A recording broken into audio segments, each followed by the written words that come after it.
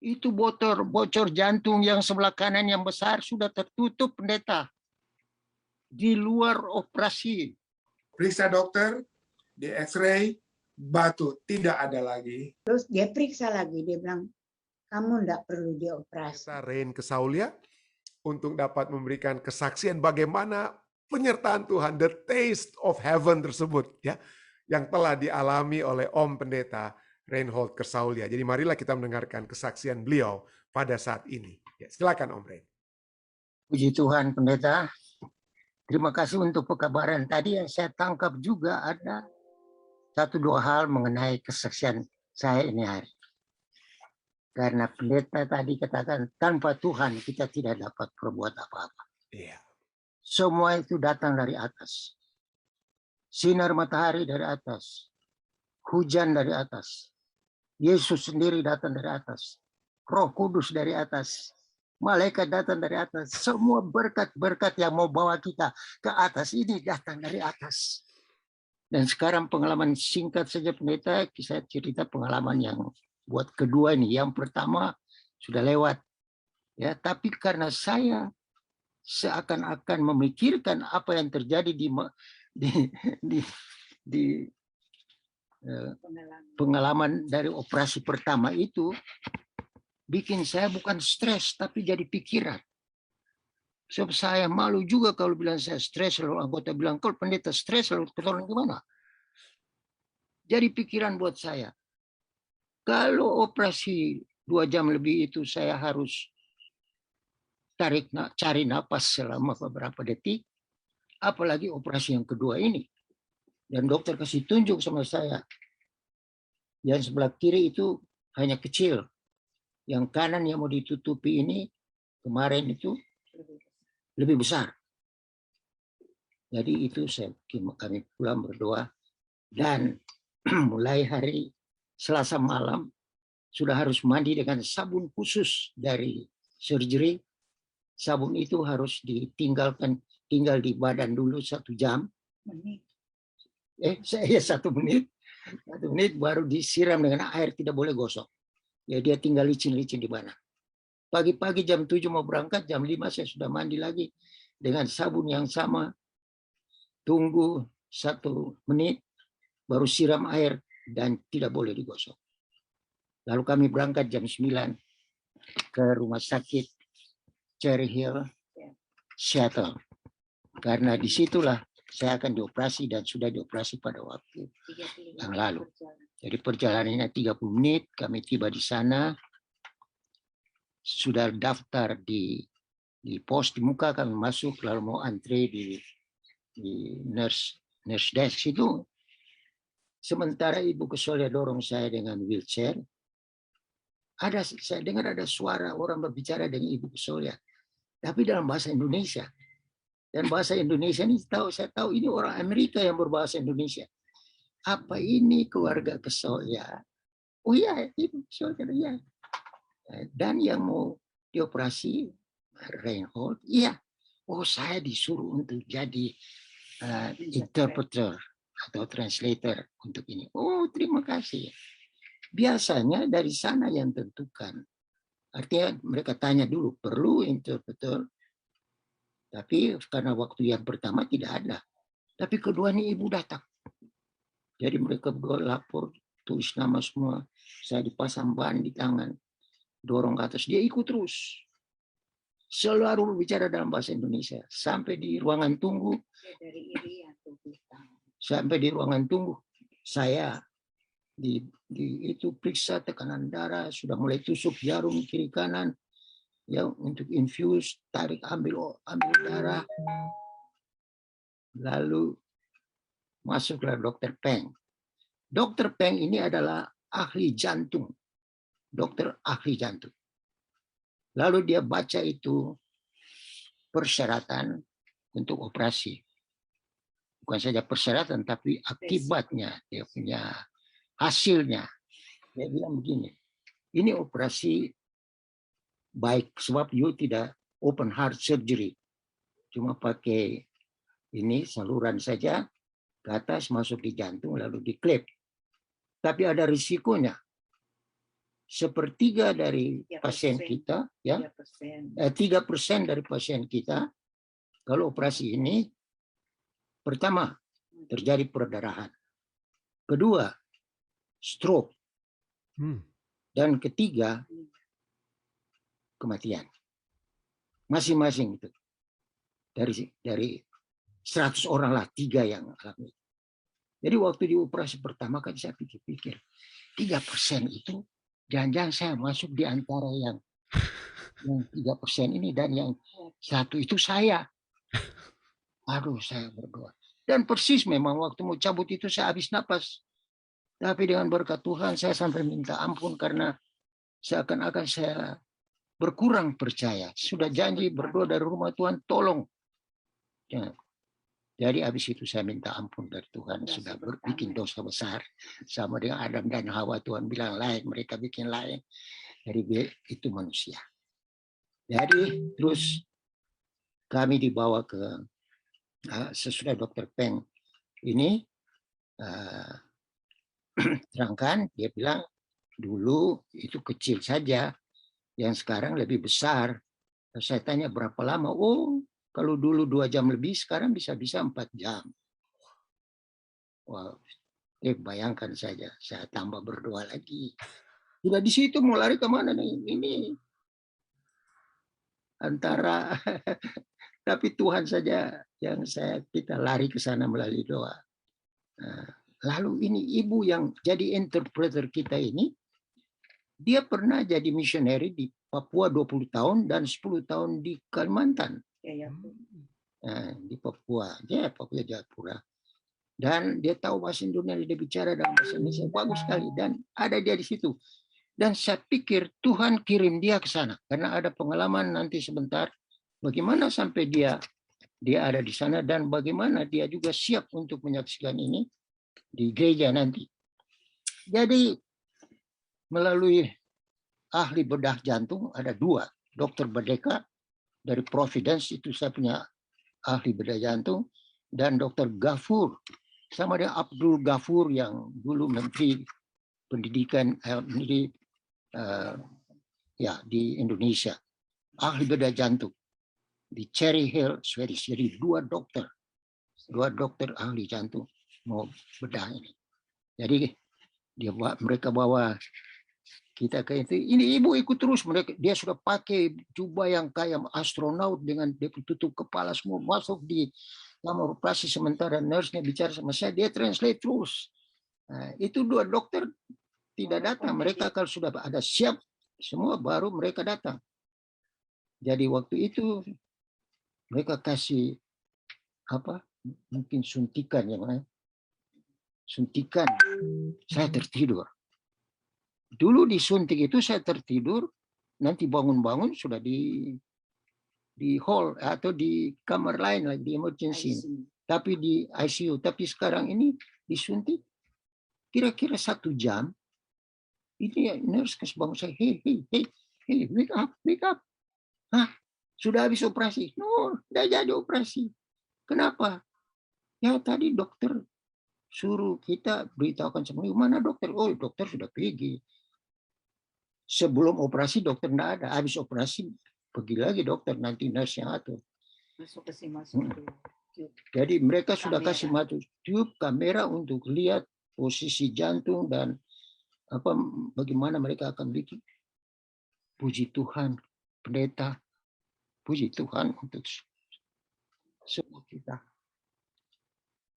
Itu bocor jantung yang sebelah kanan yang besar sudah tertutup, pendeta. Di luar operasi. Hanya Tuhan saja yang punya kuasa untuk tutup itu. Dokter heran. Dokter sendiri heran. Dokter Badeka, dokter saya yang dari ini, telepon Ibu Kesole yang lagi tunggu di bawah.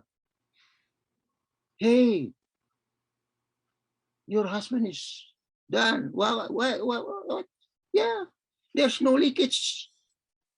Terus Ibu Kesole bilang, there's a miracle. You must be happy, no leakage. Sementara saya masih di ruang tunggu juga di atas. Sementara beristirahat di ruang yang pertama tadi, datang Dokter Gafur. Sesudah sadar. Saya sudah sadar, Dokter Gafur datang. Hey, Hey, be glad. You can go home now. Why, dokter? No leakage. Karena saya baru dengar dari dokter itu. Tadi cuma dengar dari nurse. No leakage. Saya bilang, aduh puji Tuhan. Saya jabat tangan dokter itu. Saya bilang, thank you so much, dokter. Lalu dia pikir. Lalu ibu penterjemahnya ikut saya, kami terus. Dia namanya Ibu An, anggota gereja Protestan. Tapi dia kenal Advent pada waktu di Irian dengan di Kalimantan. Oh ya, Advent kan hari ke-7. Iya. Nah, lalu bilang, aduh, ini pengalaman pertama selama saya translate, ini pengalaman pertama yang saya lihat mujizat langsung dari Tuhan. Dia orang Romawi. Lalu saya bilang sama Ibu An, saya mau bersaksi juga di gereja saya. Mungkin minggu depan, waktu pendeta Hutauruk khotbah, saya mengundang ibu datang di gereja dan ibu bersaksi ya sekitar 15-20 menit. Oh ya, saya suka sekali. Dia kasih kartu ini namanya dan jalannya, dia punya address pada Ibu Kusolia. Dan dia janji nanti kalau dia dijemput, dia akan ikut bersaksi di gereja. Dan Stephen ini merupakan satu sukacita khusus yang tidak bisa saya ungkapkan. Karena saya punya kosakata, punya kamus, punya vocabulary secara manusia tidak cukup untuk mengucapkan terima kasih pada Tuhan. Begitu juga pikiran saya sangat kerdil sehingga saya tidak dapat mengerti kasih Tuhan yang begitu dalam, yang begitu luas dan begitu tinggi yang Tuhan berikan kepada saya dan semua umat Tuhan yang berseru kepadanya. Tuhan tahu siapa yang masih boleh bertahan dan Tuhan tahu siapa yang sudah lelah, Tuhan kasih istirahat. Jadi kita semua tidak bisa kemana-mana selain kepada Tuhan. Amin. Dan saja. Saya berjanji dengan pertolongan Tuhan tetap melayani di jemaat. Amin. Seperti pendeta Rantung senior, kami sudah pensiun, tapi apa saja yang diminta oleh jemaat, kami siap.